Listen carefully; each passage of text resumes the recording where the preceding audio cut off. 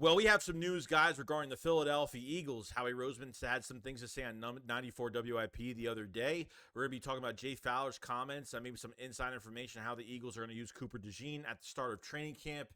And it looks like Kenneth Gainwell, of all the players, Kenneth Gainwell was on a podcast on YouTube and talked about what went wrong last year with the Philadelphia Eagles, and it was pretty interesting. So let's get into it. Because I've seen enough horror movies to know any weirdo wearing a mask is never friendly.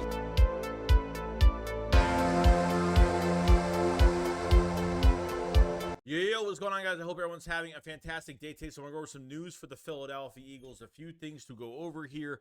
Now, I want to go over Jay Fowler's comments on Cooper Dejean. Now, says they will likely start him on the outside and see what he can handle from there, and are cognizant of giving him too many responsibilities too early, despite his versatility. So I know people are going to be like, well, you know, what are they going to just keep him at outside corner? No, of course not. I think they're going to start him there. I know at rookie camp they had him all over the place because, you know, it was very early in the process. Once they get to official training camp where everybody's going to be involved, they're going to put him at one spot, and then progressively, you know, they don't want to throw too much on his plate, but we're expecting him to be the big hybrid player for us for the future, the weapon of the future of the Philadelphia Eagles. Okay, remember they don't have him listed as a cornerback; they have him listed as a DB. Okay, because I know people are going to twist this report around and say, "Well, dude, like, come on now, like Quinion's got to play, Cooper Dejean's got to play." What are you saying, that Cooper Dejean's not gonna play unless it's outside corner? No, I think they will add more to his plate as training camp goes on, to where he is familiar with everything.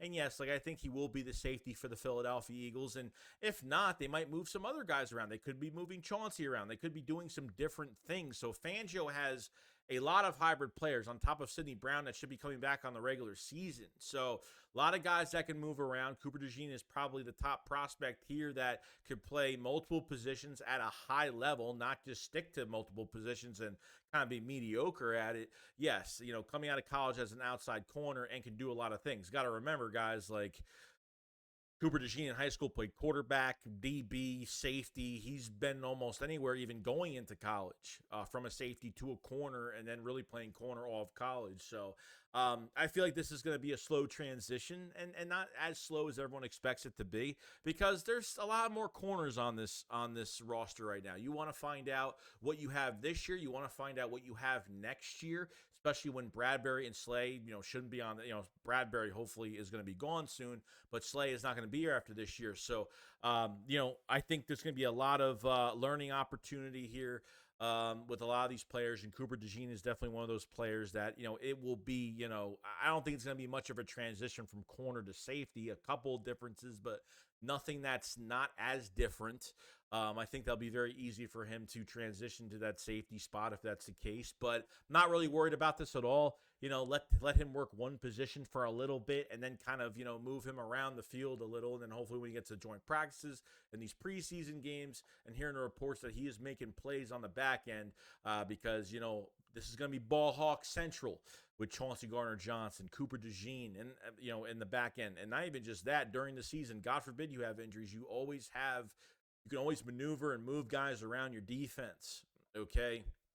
And so your defense doesn't miss a heartbeat, you know, game to game. And, you know, last year, how many times did we not have the same secondary? A lot of weeks. So, you know, the Eagles have a lot of corners in the building. One made it from rookie camp in Steffens. So you're going to have a lot of bodies there, and, you know, we'll see where it takes us. So I thought that was an interesting, not, you know, interesting, but, you know, I think it's safe to say, you know, they'll put him at one position for now and start moving him around afterwards, very early in the process.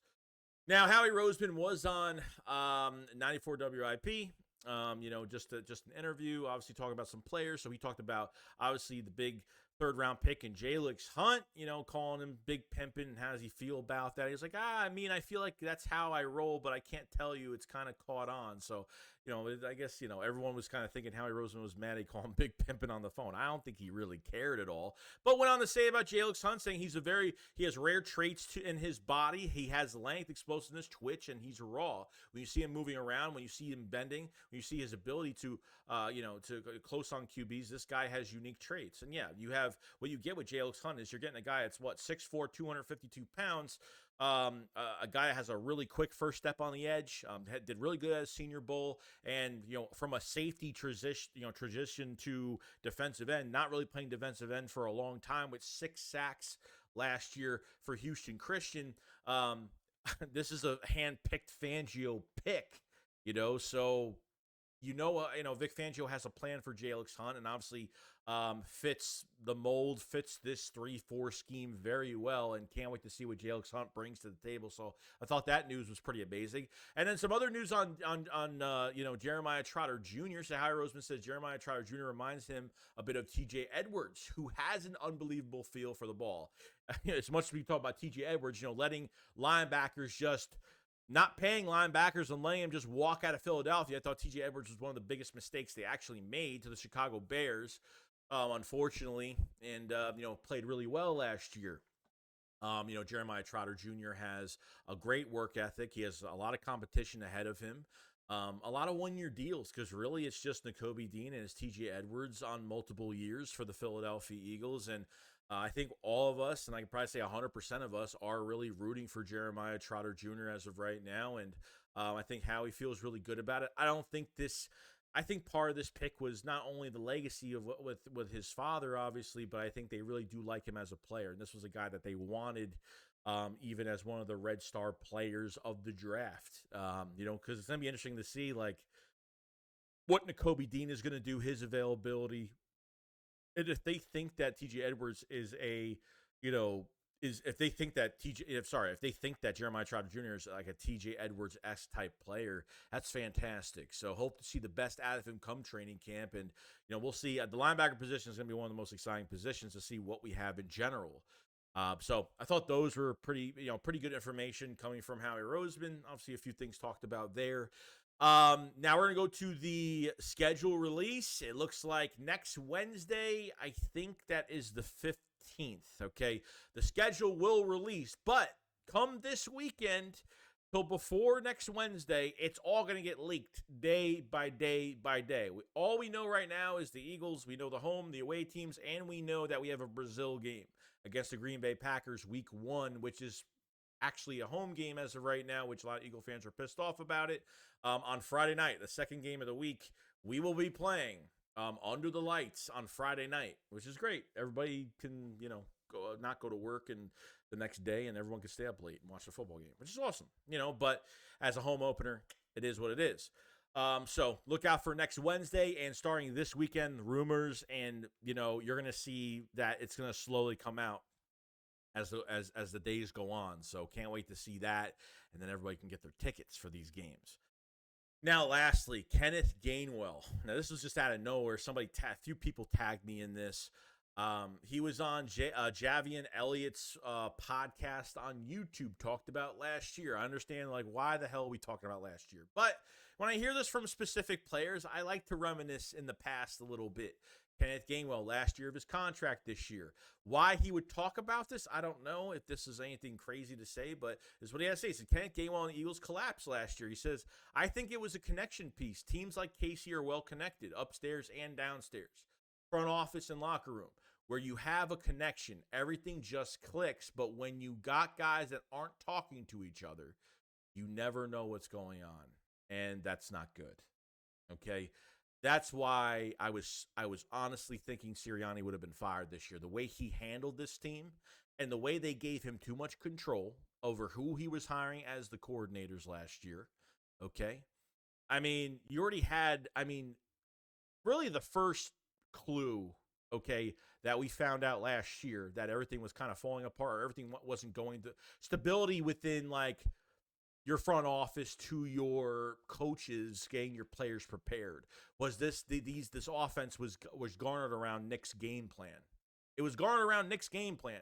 Didn't hold the clipboard, but this was Nick's game plan, and obviously Brian Johnson was the scapegoat and didn't have anybody to give the play calling to. You took nothing out of Shane Steichen's playbook last year. Your quarterback failed, which resulted the rest of your team failed. Okay, cover zero blitz beats Jalen Hurts every single down. The Eagles were predictable on the run game, pass game, not using players to their full capability. it just all connects. And I think the second big move the Eagles made, which made them even fall even further, was demoting Sean Desai, which Sean Desai was actually better than Matt Patricia, only giving up 22 points a game, and what Patricia was like 28 plus, and just really bad play calling. So it progressively got worse, and Kenneth Gainwell had a lot of snaps last year. Was used more as that dynamic dual threat type player that Swift should have been used as, second, third, third and short. You got DeAndre Swift after a big run. You get the motivation. You get, after a big run from DeAndre Swift, I just felt like there was some juice in the offense, and then they would take him out, put Gainwell in, they make it, and then they would make it obvious that every time Gainwell's in the game, they never run with him. It's always a pass play. So I can go through a million different things the Eagles did last year that was so predictable. Okay, but Kenneth Gainwell going on here saying that the coaching staff versus the players, or I don't believe the players didn't talk to each other. I feel like it was literally the coaches versus the players. And I think A.J. Brown, the last week of the season versus New York Giants, but on that week before that game, A.J. Brown literally had a meeting with all of the players multiple times throughout the week and said, we have to believe in this coaching staff. Okay, so there must have been some type of separation, hence why A.J. Brown didn't talk to the media for a week, because I think he went behind the scenes in front of the coaching staff and told them, look, we need to get this thing figured out, swept under the rug, and things continued as they continued. Okay, the same thing as the rumors that came out that Jalen Hurts and, Sirianni have meetings every single week. Apparently the rumor was that I could believe 100% at this point is that, Jalen Hurts and Brian Johnson had a huge disconnect. And it looked like Jalen Hurts, went to Sirianni and said, we need more intermediate passes. We need to get this offense rolling. We need to change it up. And Nick just swept it under the rug once again. Couldn't get play calling to somebody else. Nick made himself look like a moron. And I was kind of completely done. So if the Eagles offense does really good this year, I could probably guarantee you it's not going to be because of Nick Sirianni. Even in that draft room, from some of the behind-the-scenes video of Nick Sirianni in the draft room, he had no say in what players we were getting. He was sitting all the way to the left. He had nothing to do with what we were doing. He had nothing to do with the coaching hires. He had nothing to do with the assistant coaching hires. He had nothing to do with the players drafted. He's just here as a motivational guy, a hands-off coach, and that's perfectly fine. There are hands-off coaches that have nothing to do with play calling. But as, motivational speakers, cheerleaders, whatever you want to call them, and like I said, there's nothing wrong with that. There are coaches out there that are just like that, and they stick to that because, that's the only thing they're good at. You know what I mean? If players believe in your head coach and believe what is said, you see two sides to your head coach. Two sides. The one side is when you're winning, you want to see your coach kind of, motivate these guys and see, how do you keep the team uplifted when you're winning and to keep believing that you can win, which I know that's a check mark in the box there for Nick Sirianni. But then the other side to it is when your team is in a hole right now and you're losing a couple games, how do you get things out of the hole? How do you try to turn things around a little bit when you're losing consistent games? And I wasn't impressed with Nick Sirianni, but this isn't just Nick. This is Jeffrey Lurie and Howie Roseman allowing what happened last year. Okay, they let Nick kind of bury himself in his own grave, and they gave him no control over this offseason. So these players, the players pretty much gave up on the coach. Almost. I wouldn't say completely, but they literally were this close to giving up. And some say that some players did and some players didn't. But when Jeffrey Lurie saw that, everything changed this offseason. Hence why, maybe some players are talking about this right now, like Kenneth Gainwell. So I completely get it. This isn't a bad thing to say. He's not throwing people under the bus, but he's saying that there was a big disconnect, separate, no collaborative effort between the coaching staff and the players, and that's not good. And this year it's totally changed because Kellen Moore should have more control over the offense. And obviously Vic Fangio has control because they think the front office and the coaching staff think the world of him. So, there's a lot going on here.